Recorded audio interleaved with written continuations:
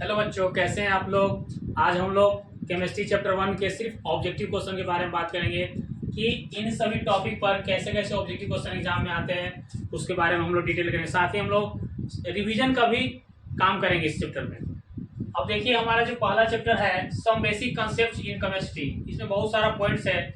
कुछ पॉइंट्स को लिया गया है, कुछ इसका पार्ट को अगले पार्ट के वीडियो में भी हम लोग बनाएंगे, कुछ पॉइंट्स के बारे में डिटेल करेंगे।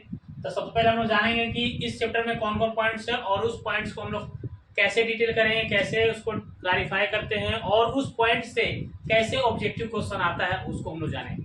जैसे पहला टर्म हम लोग का है कि atoms and molecules. Atoms and molecules क्या होता है? तो किसी भी सब्सटेंस का जो सबसे छोटा जो यूनिट होता है सबसे छोटा जो पार्टिकल्स होता है वो हमारा एटम्स कहलाता है। The smallest particle of an substance या of an element is said to be atom. और दो या दो से अधिक जब एटम मिलता है तो वो मॉलिक्यूल्स का निर्माण करता है। एग्जांपल के आप देख सकते हैं कि हाइड्रोजन हमारा एटम है, ऑक्सीजन भी हमारा एटम है, लेकिन जब ये दोनों आपस में मिक्स कर जाएगा, आपस में मिल जाएगा तो H2O बना लेगा और H2O हमारा मॉलिक्यूल कहलाएगा। इसमें हाइड्रोजन और ऑक्सीजन हमारा क्या कहलाएगा? एटम। लेकिन वही हाइड्रोजन और ऑक्सीजन से मिलकर जब हमारा वाटर बन गया तो हमारा मॉलिक्यूल कहलाया जाएगा। अब एग्जाम में क्वेश्चन कैसे पूछते हैं कि कोई मॉलिक्यूल दे देगा, पूछेगा इसमें एटम्स की संख्या कितनी है। एग्जांपल की जरा देखेंगे हम लोग। जैसे मान लीजिए ये क्वेश्चन है कि CO2 में एटम्स की संख्या कितनी है? 2 ऑक्सीजन 1 कार्बन, या कितने एटम्स हो गए इसमें? Total 3 atoms. और एग्जांपल हो सकता है CaCO3। अब इसमें देखेंगे कितने एटम्स हैं? कैल्शियम 1 है, कार्बन 1 है, ऑक्सीजन 3 है, तो टोटल हमारे यहाँ 5 एटम्स हो गया। और भी आप देख सकते हैं Na2CO3। अब देखिए यहाँ पर Na 2 हो गया, 3 और 3 कितना हुआ? 6। इस तरह से आप एटम और मॉलिक्यूल्स से का क्वेश्चन आता है तो आप उसको एग्जाम में बना सकते हैं। अगला पॉइंट है हमारा पास इलेक्ट्रॉन, प्रोटॉन एंड न्यूट्रॉन। अब इलेक्ट्रॉन, प्रोटॉन, न्यूट्रॉन के एग्जाम में कैसे ऑब्जेक्टिव क्वेश्चन आता है? तो उसका मास कहीं पूछेगा, कभी उसका चार्ज पूछेगा, कभी उसके बारे में पूछेगा कि इसका एक दूसरे के संख्या कैसे निकाला जा सकता है, ये भी क्वेश्चन पूछा है कि इलेक्ट्रॉन, प्रोटॉन, न्यूट्रॉन एक दूसरे से कैसे रिलेटेड है और उसमें कैसे एग्जाम में ऑब्जेक्टिव क्वेश्चन आते हैं उसके बारे में जानेंगे। जैसे कि पूछेगा आपको कि इलेक्ट्रॉन, प्रोटॉन या न्यूट्रॉन का सिंबल क्या है। तो इलेक्ट्रॉन को हम लोग E से डिनोट करते हैं, प्रोटॉन को P से और न्यूट्रॉन को N से डिनोट करते हैं। अब इलेक्ट्रॉन पर कितना चार्ज होता है? तो इलेक्ट्रॉन पर चार्ज होता है -1.6 इंटू 10 का पावर -19 कूलोम। कूलोम हमारा चार्ज का ऐसा यूनिट क्या होता है? कूलोम होता है। और प्रोटॉन का पर चार्ज कितना होता है? जितना इलेक्ट्रॉन पर चार्ज होता है उतना ही प्रोटॉन पर भी चार्ज होता है, लेकिन वहां पर पॉजिटिव साइन रहता है। तो प्रोटॉन पर जो साइन चार्ज होता है +1.6 इंटू 10 का पावर -19 कूलोम।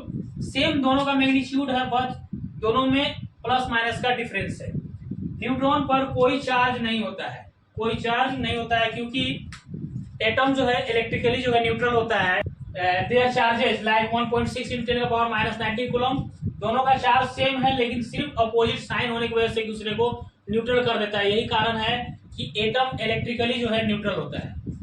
अब इस पर इसका मास कितना होता है वो हम जानेंगे। तो इलेक्ट्रॉन का जो मास होता है 9.1 इंटू 10 का पावर -31 केजी में पूछेगा तो। और लेकिन अगर ऑप्शन में ग्राम में दे दिया तो क्या करेंगे? तो कुछ नहीं करेंगे, इसको 1000 से मल्टीप्लाई कर लेंगे, यानी 9.1 इंटू 10 का पावर -28 ग्राम हो गया। ये दूसरा इसका हुआ। या अगर केजी में अगर देगा तो 9.1 इंटू 10 का पावर -31 केजी, ग्राम में देगा तो 9.1 इंटू 10 का पावर -28 ग्राम। वही प्रोटॉन के बारे में बात करेंगे तो प्रोटॉन का जो मास होता है 1.67 इंटू 10 का पावर -27 केजी। लेकिन अगर यही ग्राम में अगर बात करेगा तो ग्राम में 1.67 इंटू 10 का पावर -24 ग्राम हो जाएगा। केजी से ग्राम में बदलने के लिए 1000 से मल्टीप्लाई करेंगे। और मास ऑफ प्रोटॉन जो है nearly equal to the mass of neutron, so we can say that the mass of proton equal to the mass of neutron. तो प्रोटॉन का जितना द्रव्यमान होता है उतना ही न्यूट्रॉन का भी द्रव्यमान होता है। इसमें भी 1.6 इंटू 10 का पावर -27 केजी होगा, तो इसका भी 1.67 इंटू 10 का पावर -27 केजी लिख सकते हैं, या 1.67 इंटू 10 का पावर -24 ग्राम लिख सकते हैं। हम लोग जानेंगे कि इलेक्ट्रॉन, प्रोटॉन और न्यूट्रॉन की संख्या कैसे निकाला जाता है। अब हम जानेंगे कि जब कोई एटम जो है न्यूट्रल होता है तो उसके इलेक्ट्रॉन प्रोटॉन और न्यूट्रॉन कैसे निकाला जा सकता है। तो मान लेते हैं एक्स जो है हमारा न्यूट्रल है, एक्स हमारा जो है न्यूट्रल एटम है। अब न्यूट्रल एटम जब रहेगा उसका कोई भी अगर एटम अगर न्यूट्रल आता है तो उसका एटॉमिक नंबर जो है must be equal to number of electron and number of protons. जब किसी एटम पर जब किसी एलिमेंट पर कोई चार्ज नहीं रहेगा तो उसका एटॉमिक नंबर उसके इलेक्ट्रॉन और प्रोटॉन की संख्या के बराबर होता है। जैसे एग्जांपल देखेंगे हम लोग कि जैसे मान लीजिए कि फास्फोरस है 15, तो ये 15 इसका एटॉमिक नंबर को रिप्रेजेंट कर रहा है, तो यानी इसका जेड भी 15 हो गया, ई और पी यानी सब इसका 15 हो गया। यानी नंबर एटॉमिक नंबर जो है नंबर ऑफ इलेक्ट्रॉन्स और नंबर ऑफ प्रोटॉन्स सब कितना हो गया 15 हो गया अगर इस पर कोई चार्ज नहीं है तो। लेकिन अगर चार्ज आ गया तो क्या होगा उसके बारे में भी हम लोग देखेंगे कि अगर एक्स पर कोई चार्ज आ जाता है तो क्या होता है वो देखेंगे हम लोग। एक्स मान लीजिए प्लस हो या माइनस, ये आपका पर कोई चार्ज आ गया तो इसके एटॉमिक नंबर पर या इलेक्ट्रॉन प्रोटॉन के संख्या पर क्या इफेक्ट पड़ता है वो हम लोग जानेंगे। तो अगर किसी एलिमेंट पर पॉजिटिव या नेगेटिव चार्ज आ जाता है तो उससे उसका प्रोटॉन की संख्या या उसके एटॉमिक नंबर पर कोई भी इफेक्ट नहीं पड़ता है, यानी इसका जेड जो है पी के बराबर होगा। लेकिन प्लस और माइनस आ जाने से उसके इलेक्ट्रॉन की संख्या पर इफेक्ट करता है। और इसमें मान लीजिए अगर किसी एक एलिमेंट पर 3 माइनस है या किसी एक्स पर 1 प्लस है तो माइनस का मतलब होता है उसके इलेक्ट्रॉन में वृद्धि होना, इंक्रीज होना। इसका मतलब होता है इलेक्ट्रॉन में इंक्रीज होना, इलेक्ट्रॉन क्या होगा इंक्रीज होगा। लेकिन अगर किसी एलिमेंट पर प्लस चार्ज आ जाएगा तो उसके इलेक्ट्रॉन डिक्रीज करेंगे, यानी घटेगा और इसमें बढ़ेगा। इसका एग्जांपल भी हम लोग ले सकते हैं। जैसे मान लेते हैं Cl पे 1 माइनस है तो क्लोरीन के एटॉमिक नंबर कितना होता है 17, तो 17 इसका एटॉमिक नंबर हो गया, यानी इसका Z और P 17 हो गया। लेकिन इलेक्ट्रॉन कितना होगा तो ये 17 में एक ये प्लस हो जाएगा। माइनस आने से क्या होता है इंक्रीज होता है, माइनस आने से इंक्रीज होता है, प्लस चार्ज आने से क्या होता है डिक्रीज होता है। तो यानी 17 में एक प्लस जोड़ देंगे कितना होगा 18।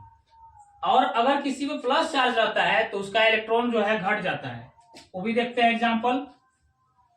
मान लेते हैं कि Mg2+, तो Mg का Z और P यानी एटॉमिक नंबर और इसका प्रोटॉन का जो संख्या है वो कितना होगा आपका, ये तो 12 रहेगा ही रहेगा। लेकिन जैसे इलेक्ट्रॉन निकालते हैं उसके एटॉमिक नंबर से ये जो प्लस चार्ज है वो माइनस हो जाएगा, 12 - 2 कितना हो जाएगा 10। इस तरह से आप एग्जाम में इलेक्ट्रॉन प्रोटॉन और न्यूट्रॉन का संख्या निकाल सकते हैं। अब न्यूट्रॉन कैसे निकालेंगे तो न्यूट्रॉन के लिए एटॉमिक मास का हम लोग फंडा लगाएंगे।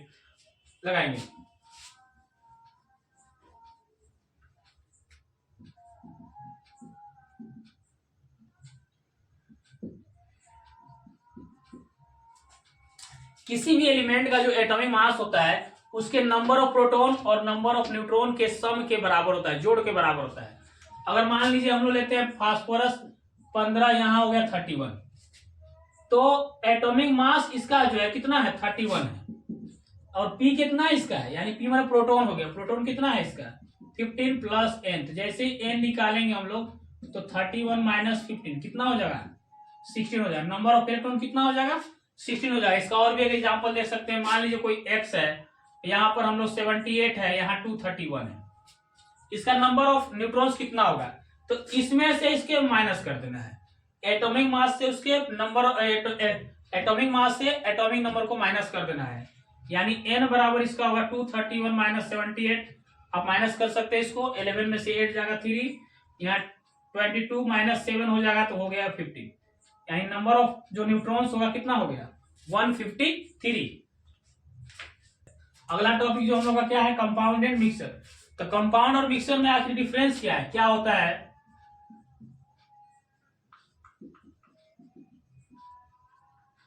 कंपाउंड क्या होता है कि जब 2 या 2 से अधिक एलिमेंट एक फिक्स प्रोपोर्शन एक फिक्स रेशियो में मास के द्वारा आपस में जुड़ते हैं तो उसको कंपाउंड का निर्माण करते हैं। 2 or more elements combine to each other with their fixed proportion their mass called compound। दो या दो से अधिक एलिमेंट अगर अपने फिक्स अनुपात में से कांस्टेंट अनुपात में अगर आप मिक्स करते हैं तो वो कंपाउंड का निर्माण होता है। लेकिन मिक्सर में क्या होता है कि जब दो या दो से अधिक सब्सटेंसों को किसी भी रेशियो में मिलाया जाता है तो वो मिक्सर का निर्माण करता है। अब कंपाउंड का एग्जांपल हमारा हो जाएगा H2O, NH3 etc। अब मिक्सर क्या क्या हो सकता है, तो मिक्सर हम लोग का शरबत हो जाएगा और भी बहुत कुछ हो सकता है।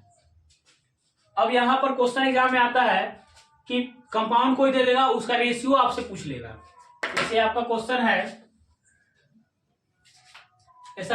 है कि H2O में हाइड्रोजन और ऑक्सीजन का क्या रेशियो है। इसका जो मास होता है कितना होगा, 2:1 रेशियो 60, 2:16 ये कट जाएगा तो 1:8। आपसे ये भी पूछ सकता है कि H2O में ऑक्सीजन का रेशियो कितना है, तो 8 और हाइड्रोजन कितना है 1। ये भी पूछता है कि H2O में कि अगर H2O का रेशियो जो है 1:8 है तो हाइड्रोजन अगर हम लोग 3 ग्राम लेंगे तो ऑक्सीजन कितना ग्राम लेंगे, ये भी क्वेश्चन पूछता है। तो आपको चुपचाप से कुछ नहीं करना है, इसको मल्टीप्लाई कर देना है। 1 × 3 है तो 8 × कितना हो जाएगा यहाँ 3, तो 24 हो जाएगा यहाँ 24 ग्राम। अगर आपसे क्वेश्चन पूछे CO2 है तो CO2 में कार्बन अगर हम लोग ले रहे हैं 12 ग्राम तो ये कितना लेना होगा, तो जब ये 12 ग्राम है तो इसका रेशियो पहले हम निकाल लेंगे आराम से कि कार्बन और इसका रेशियो कितना होगा। तो इसका 12 यहाँ पर हो जाएगा 16 × 32, तो 4 12 4 32, तो 3 का भाग इसका 12 है तो 8 भाग कितना होगा, तो 3 भाग इसका 12 है तो 8 भाग कितना होगा, 3 से 4 गुना किए तो 8 में 4 से मल्टीप्लाई कर देंगे तो ये होगा 32 ग्राम। जब इस 12 लिए तो कितना लेना होगा हमको 32 ग्राम। इस तरह का भी क्वेश्चन एग्जाम में पूछा जाता है। कुछ इंपॉर्टेंट सब्सटेंस है मिक्सर का जिसका पूछता है कि ये जो मिक्सर वाला जो सब्सटेंस है वो किन दो एलिमेंट से मिलकर बना हुआ है। कुछ इंपॉर्टेंट मिक्सर है, जैसे हम बात करते हैं ब्रास, ब्रॉन्ज और सोल्डर। ब्रास का मतलब क्या होता है, पीतल।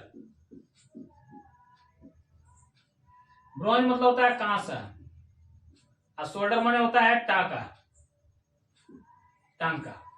अब आपको बताना है कि जो ब्रास है किन दो एलिमेंट का मिक्सचर है। तो ब्रास हम लोग का जो है यानी यहाँ पर ब्रास का मतलब हो गया कॉपर और जिंक। यहाँ पर और ट्रिक भी है, पीतल का मतलब होता है पीताजी। पीतल में पीताजी यानी ता मन हो गया तांबा, जी मन होती है जस्ता, यानी तांबा और जस्ता यानी कॉपर और जिंक का जो मिक्सचर है वो आपका ब्रास होता है। इसमें इसका परसेंटेज भी होता है कि कॉपर आपका 70% है और जिंक आपका 30% है। इसका मिक्सचर भी आपको कभी कभी पूछता है कि उस मिक्सचर में कितना परसेंट क्या है। अब हो गया ब्रॉन्ज। ब्रॉन्ज क्या होता है, तो ब्रॉन्ज होता है copper plus tin. Copper plus tin को जो मिलाते हैं तो हम लोग का ब्रॉन्ज यानी कांसा का जो बर्तन बनता है तो तांबा और टीना से मिलाकर बनता है और इसका परसेंटेज होता है 90% और इसका होता है 10%। एसएन का मतलब होता है टीन और कॉपर माने तो पता है सी माने कॉपर होता है। सोल्डर एंड टाका किससे बनता है, तो ये आपका बनता है सीसा यानी पीबी प्लस टीन से बनता है। तो पीबी हमारा कितना हो गया 50% है सीसा और 50% टीन। तो टीना और सीसा को जब मिलाते हैं तो सोल्डर बनता है टाका। तो सोल्डर का इस्तेमाल क्या होता है, तो इसका इस्तेमाल इलेक्ट्रॉनिक उपकरणों को जोड़ने के लिए किया जाता है। इलेक्ट्रिक सर्किट में बहुत सारा रेसिस्टेंस रहता है, डायोड रहता है, ट्रांजिस्टर रहता है, उसको जोड़ने के लिए टाका का इस्तेमाल करते हैं। तो टाका जो से सोल्डिंग होता है वो किन दो मिक्सर से मिलकर बनता है, तो सीसा और टीना से मिलकर बनता है जिसका परसेंटेज है 50% दोनों का रेशियो है। हम लोग का अगला जो टॉपिक है मोलिकुलर वेट। मोलिकुलर वेट क्या होता है, तो कोई भी मोलिक्यूल हो गया या कंपाउंड हो गया उसमें जितना भी एलिमेंट जुड़ा हुआ रहेगा उसके सभी के एटॉमिक मास को हम लोग सम कर देंगे तो मोलिकुलर वेट बता देगा या मोलिकुलर मास बता देगा। मोलिकुलर वेट कहो या इसको मास कहो, दोनों सेम चीज है। एग्जाम्पल के लिए जैसे देखते हैं, मान लीजिए H2O का मोलर मास निकालना है तो H2O में देख रहे हैं कि 2 H है और 1 ऑक्सीजन है, तो इसका मोलर मास जो इसका एटॉमिक मास होता है उसको जो लिखकर सम कर देंगे आंसर आ जाएगा। तो 2 × 1 + 16 ये आपका हो गया 18। यहाँ पर देखिए हाइड्रोजन 2 था तो 2 से मल्टीप्लाई किए, और एक जो है हाइड्रोजन का मास है प्लस एक का काम जैसे ही खत्म होगा तो उसके लिए प्लस देंगे, प्लस ऑक्सीजन तो ऑक्सीजन के लिए 16, तो 16 to 18 हो गया। अगर आपसे पूछा जाए कि CaCO3 का मास क्या होगा, मोलिकुलर मास क्या होगा, तो देखिए Ca माने कैल्शियम, कैल्शियम का होगा 40, कार्बन का हो गया 12, ऑक्सीजन कितना है 3 गो है तो 3 गुना 16 कर लेंगे, इसको जोड़ देंगे 40 जोड़ 12 16 48, इन सभी को जोड़ेंगे तो ये लगभग आएगा 100। अब देखो यहाँ यूनिट में भी बात करेंगे तो मोलिकुलर मास का जो यूनिट होगा आप ग्राम में दे सकते हैं, AMU में दे सकते हैं, लेकिन अगर इसी यहीं के जगह पे मोलर मास दे दे निकालने के लिए, मोलर मास दे दे आपको निकालेंगे तो सेम चीज, लेकिन उसका यूनिट क्या देंगे हम लोग, ग्राम पर मोल। क्या यूनिट देंगे इसका, ग्राम पर मोल। लेकिन अगर मोलिकुलर वेट या मास निकालने देगा तो ग्राम या AMU देंगे। तो AMU क्या होता है हम लोग इसको भी देखते हैं, AMU क्या होता है। AMU, तो AMU का पूरा नाम होता है एटॉमिक मास यूनिट। इसका जो पूरा नाम क्या होता है, atomic mass unit. Atomic mass unit क्या होता है, तो it is the mass of 1/12 of the carbon atom. Carbon का जो मास होता है उसके 1/12वें भाग को AMU यानी एटॉमिक मास यूनिट, परमाणु द्रव्यमान इकाई कहा जाता है ना। अब इसका भी मास क्या होता है, तो 1 AMU जो है बहुत बार एग्जाम में पूछा जा चुका है कि 1 AMU में कितना केजी होता है, तो 1 AMU जो होता है 1.67 10⁻⁻27 केजी है ना, या 1.67 इंटू 10⁻⁻24 ग्राम।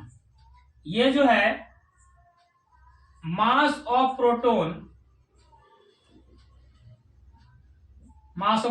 या न्यूट्रॉन के बराबर होता है। जो एक AMU होता है वो कितना होता है, 1.67 इंटू 10⁻⁻27 केजी, और इसी को ग्राम में लिखेंगे तो 1.67 इंटू 10⁻⁻24 ग्राम, जो किसके मास के बराबर है, तो मास ऑफ प्रोटॉन और मास ऑफ न्यूट्रॉन के बराबर है। हम लोग का अगला टॉपिक है basic units of prefix and suffix. जैसे एग्जाम में आपको आजकल जनरली पूछा जा रहा है कि टेरा का सिंबल क्या है, या टेरा का वैल्यू क्या है, या जेप्टो का क्या होगा, योटो का क्या होगा, इसमें से पूछा जा रहा है। तो आपको देखिए ये लिस्ट है, इसमें से आप एक क्वेश्चन एग्जाम में जरूर भी आता है, जैसे डेसी है तो 10⁻⁻1 small D, centi, milli, micro, nano, angstrom, pico, femto, atto, zepto, yocto. इसमें से आपका इसका वैल्यू भी पूछ सकता है, इसका सिंबल भी पूछ सकता है, दोनों आपको याद रखना है, दो में से एक एग्जाम में पूछता है। जैसे डेका है हेक्टो, किलो, मेगा, जीगा, टेरा, पेटा, एक्सा, जेटा, योटा। इधर जो है आपका 10 का जो मल्टीपल पॉजिटिव है इसमें आपका ये कैपिटल यूज होगा ये नीचे में, और इसमें सब का सब स्मॉल लेटर यूज होता है एक्सेप्ट आपका एंगस्ट्रॉम। एंगस्ट्रॉम को छोड़कर बाकी सब स्मॉल लेटर में है, और इसमें जो है इन दोनों को छोड़कर बाकी सब कैपिटल लेटर में यूज हो रहा है। आपको ये भी एग्जाम में देगा कि योटा का सिंबल क्या होता है, तो आपको स्मॉल वाई भी हो सकता है, कैपिटल वाई भी हो सकता है। तो आपको यहाँ पर ध्यान देना है कि कैपिटल वाई से होगा योटा, स्मॉल वाई से होगा योक्टो। एग्जाम में 2-3 बार एग्जाम में ये पूछ चुका है, जनरली आपको एग्जाम में ये लास्ट का 2 चीज पूछ रहा है, इसको जरूर देख लीजिएगा आप लोग। मास, वेट एंड डेंसिटी, 3 यहाँ टर्म है, मास और वेट। ये होता क्या, पहले इन दोनों के बारे में जानेंगे। तो मास क्या होता है, तो ये मान लीजिए कोई सब्सटेंस है, इसमें मैटर कितना प्रेजेंट है वो आपको बताएगा मास, यानी द टोटल नंबर ऑफ या टोटल अमाउंट ऑफ मैटर जो है present in a substance is expressed by mass. किसी भी सब्सटेंस के अंदर कितना मैटर उपस्थित है, कितना पदार्थ उपस्थित है, वो उसका द्रव्यमान बताएगा। और वेट क्या होता है, जैसे इस ऑब्जेक्ट को हम लोग ऊपर से नीचे गिरा रहे हैं, तो अर्थ जो है जिस फोर्स से किसी ऑब्जेक्ट को अपनी ओर खींचती है वो हमारा हो जाता है वेट। दोनों में बहुत अंतर है, दोनों का अगर देखें तो दोनों का यहां देखिए सिंबल, मास का जो सिंबल होता है एम होता है, जबकि वेट का जो सिंबल होता है डब्ल्यू होता है। एसआई यूनिट जो है मास का होता है केजी, वेट का एसआई यूनिट होता है न्यूटन। बहुत बार एग्जाम पूछा जा चुका है कि वेट मतलब भार होता है, हिंदी में इसको भार कहते हैं, और मास को द्रव्यमान कहते हैं। बहुत बार पूछा जा चुका है कि भार का एसआई मात्रक क्या है, वेट का एसआई मात्रक क्या है, तो न्यूटन। और भी यहाँ सीजीएस मात्रक भी पूछा जा सकता है। तो मास का जो सीजीएस होता है ग्राम, और वेट का जो सीजीएस होता है वो होता है डाइन। और इन दोनों में रिलेशन भी होता है कि 1 न्यूटन में कितना डाइन होता है, तो 10⁵ डाइन होता है। ये भी एग्जाम में बहुत बार पूछा जा चुका है कि 1 न्यूटन में कितना डाइन होता है, तो 10⁵ डाइन होता है। अगला है, इसी का डिफरेंस है, मास को जो है कैसे मेजर किया जाता है, या मास को मेजर कैसे किया जाता है, मेजर मानी मापा कैसे जाता है। तो मास को मेजर मापा जाता है बीम बैलेंस से।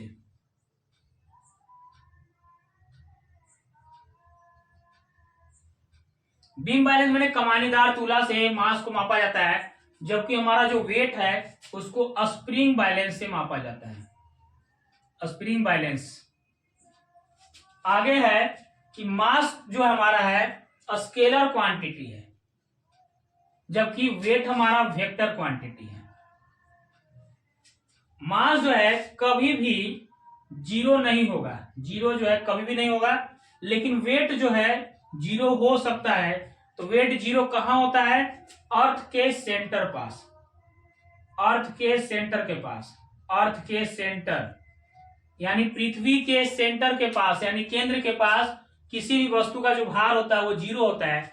तो जीरो क्यों होता है, क्योंकि डब्ल्यू बराबर जो फॉर्मूला होता है, डब्ल्यू बराबर फॉर्मूला होता है mg, यानी जी माने होता है एक्सीलरेशन ड्यू टू ग्रेविटी यानी गुरुत्वीय त्वरण, और अर्थ के सेंटर पर गुरुत्वीय त्वरण का मान जीरो होता है।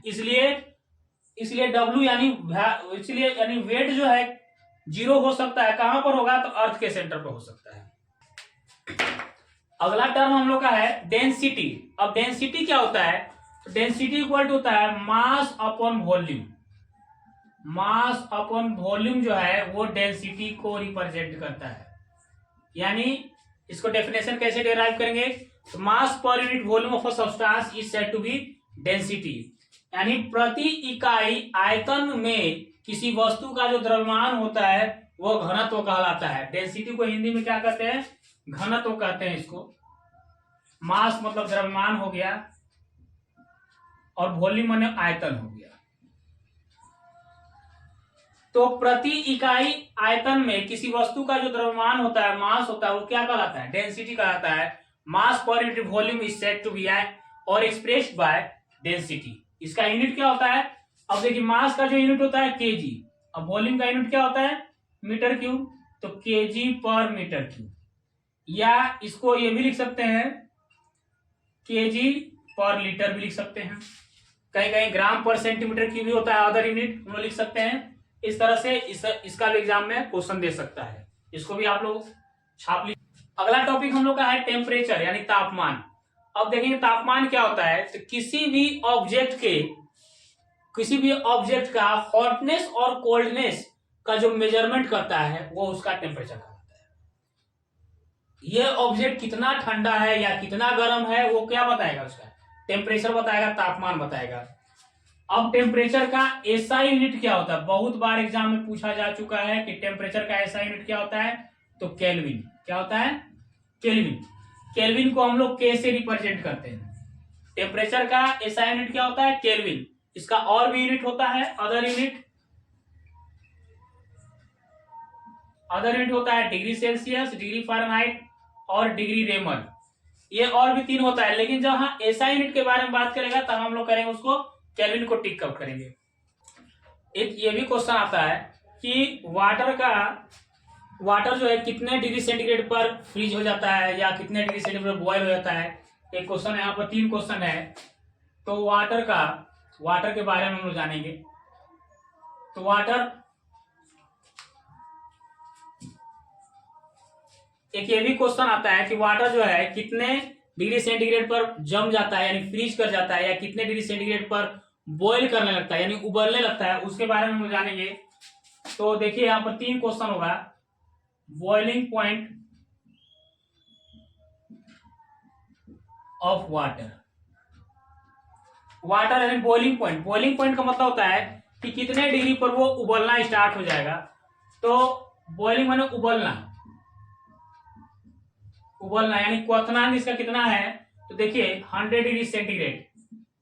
कभी कभी जरूरी नहीं कि 100 डिग्री सेंटीग्रेड में पूछेगा, तो 100 डिग्री सेंटीग्रेड यानी 373 केल्विन या 212 डिग्री फ़ारेनहाइट। ये तीनों में से एग्जाम में आपको कुछ भी पूछ सकता है कि वाटर का जो बॉइलिंग पॉइंट है डिग्री सेंटीग्रेड में कितना होगा, तो 100 डिग्री सेंटीग्रेड, केल्विन में कितना होगा तो 373 केल्विन, फ़ारेनहाइट में कितना होगा तो 212 डिग्री फ़ारेनहाइट होगा।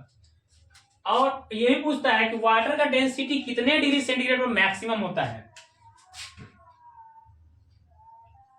डेंसिटी ऑफ वाटर मैक्सिमम कहां होता है, मैक्सिमम कितने डिग्री पर होता है, तो 4 डिग्री सेंटीग्रेड पर वाटर का यानी जल का जो घनत्व है 4 डिग्री सेंटीग्रेड पर सबसे ज्यादा होता है। दूसरा इसमें क्वेश्चन बनेगा आपका फ्रीजिंग पॉइंट।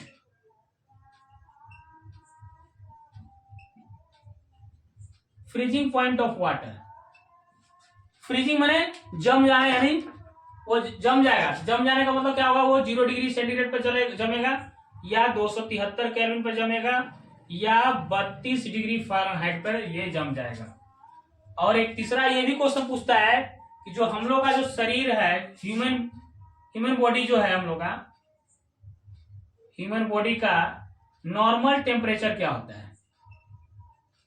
नॉर्मल टेम्परेचर क्या होता है, जो हम लोग स्वस्थ मानव का जो शरीर है उसका तापमान कितना होता है, तो उसका होता है 37 डिग्री सेंटीग्रेड या केल्विन में उसको कहेंगे 310 केल्विन या डिग्री फ़ारेनहाइट में जो होगा आपका 98.6 डिग्री फ़ारेनहाइट।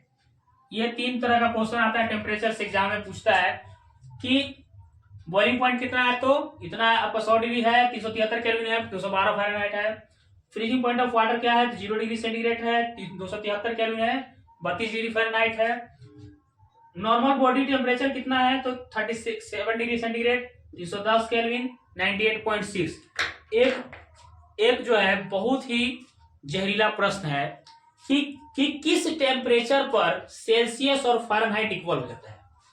किस टेम्परेचर पर दोनों इक्वल हो जाता है, तो -40 डिग्री सेंटीग्रेड पर -40 डिग्री फ़ारेनहाइट होता है। ये बहुत इंपॉर्टेंट है, जनरली कंपटीशन के एग्जाम पूछा जाता है कि at which temperature Celsius and Fahrenheit scales are equal.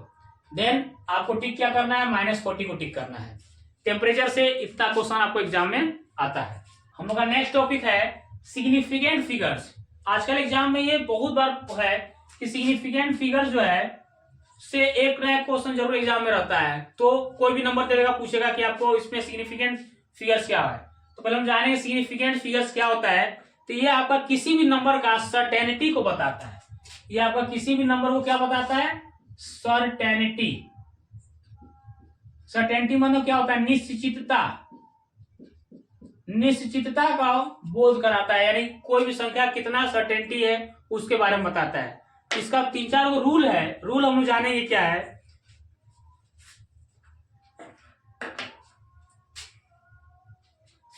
Rule 1 कहता है कि जितना भी कोई भी नॉन जीरो नंबर है वो सारा सिग्निफिकेंस होता है। यानी अगर कोई संख्या में जीरो नहीं रहेगा तो जितना भी संख्या रहेगी सभी क्या होगी, सिग्निफिकेंट कहलाएगी। जैसे मान लीजिए कि 1.23 है तो इसमें सिग्निफिकेंट फिगर क्या हो जाएगा, 3 आंसर होगा। अगर इसे मान लीजिए 5.7987 है, इसमें तो जीरो नहीं है, यानी all non zero numbers are जो है सिग्निफिकेंट, इसमें 5 आंसर हो जाएगा। रूल 2 क्या कहना चाह रहा है कि अगर दो नंबर के बीच में अगर जीरो रहता है तो वो सिग्निफिकेंट माना जाएगा। जैसे 1.205 है, यहाँ पर जीरो जो है बीच में है, कोई दो संख्या के नंबर के बीच में है तो ये जीरो काउंट होगा, तो 1 2 3 4 इसका आंसर होगा। अगर मान लीजिए 3.540059 है, अब देखो यहाँ पर दो डिजिट के बगल में बीच में जीरो है तो ये सब काउंट होगा। 1 2 3 4 5 6, यहाँ पर 6 सिग्निफिकेंट फिगर्स हो जाएगा। रूल 3 क्या कहना चाहता है कि अगर जीरो जो है किसी नंबर के लेफ्ट में है तो वो सिग्निफिकेंट नहीं माना जाएगा। जैसे मान लीजिए अगर आपका 0.13 है तो ये जीरो जो है नंबर के लेफ्ट में है तो ये काउंट नहीं होगा जीरो, इसका आंसर 2 ही होगा। अगर 0.0025 है, अब देखिए यहाँ पर भी ये नंबर के लेफ्ट में 0 है तो ये 0 काउंट नहीं होगा, यानी इसका भी आंसर 2 ही होगा। लेकिन अगर यही 0 किसी नंबर के राइट में रहता है तो वो सिग्निफिकेंट माना जाएगा। जैसे एग्जांपल देख सकते हैं कि अगर मान लीजिए 1.20 है तो लास्ट में 0 है तो वो 0 काउंट होगा, यानी 1 2 3 आंसर होगा। अगर मान लीजिए 1.200 है तो ये सब 0 काउंट होगा, यहाँ पर 4 आंसर होगा। ये सिग्निफिकेंट फिगर अगर आप देख लेते हैं तो आपका एग्जाम में एक क्वेश्चन जरूर पकड़ाएगा।